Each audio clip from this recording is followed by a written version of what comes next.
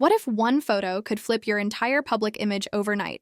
That's exactly what happened when a set of beachside photos of Sarah Palin hit the internet like wildfire. Once known strictly for her political firepower as Alaska's former governor and a vice presidential candidate, Palin has suddenly found herself back in the spotlight. But this time, it's not about policy. It's about a bikini, a beach, and a bold message that's shaken the internet into a frenzy. The debate was instant. Some saw it as fearless self-expression, others called it flat-out inappropriate. But underneath the surface-level arguments is a much deeper question. What does society expect from women who once held power? As opinions continue to clash online, this isn't just about a swimsuit. It's about the pressure, the double standards, and the very idea of what it means to be seen in public. And that's exactly what we're unpacking in today's story. The photos didn't take long to go viral. In them, Sarah Palin is seen confidently enjoying a sunny day at the beach, wearing a bikini that, for some, felt at odds with her political past. Supporters applauded her for embracing her body and breaking outdated expectations. But just as quickly, critics fired back, accusing her of attention-seeking and questioning whether the images were appropriate. For someone who once ran for the second highest office in the U.S., social media exploded into a battleground. Some users praised her fearlessness and called it a moment of empowerment, while others labeled it a publicity stunt. What made the situation even more charged was Palin's history. Her conservative image and political ties created a contrast that people couldn't ignore. And as the buzz grew louder, it became clear. This wasn't just about a photo.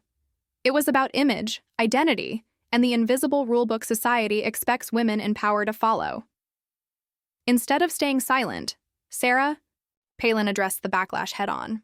In interviews and social media posts, she made it clear she wasn't backing down.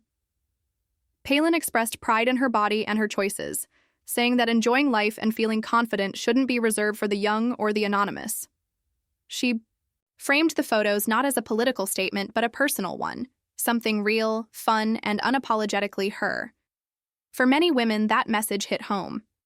In a culture where aging and self-expression often clash, Palin's stance sparked conversations about body positivity and the right to live authentically, even in the public eye. Still, not everyone agreed.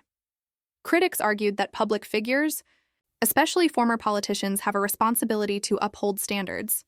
But Palin's response posed a challenge to that idea. Can we really expect women to fit one mold forever? Or is it time to rewrite those expectations? As the internet debated, the media followed, and not always with nuance. Several outlets jumped on the story, highlighting the shock factor of a political figure in a bikini rather than discussing the bigger conversation it sparked. Headlines focused on Palin's body, her past, and the perceived scandal, often ignoring the deeper issue of societal expectations for women in power. The coverage leaned into drama, reinforcing the very standards many are now questioning. And here's where the double standard becomes impossible to ignore.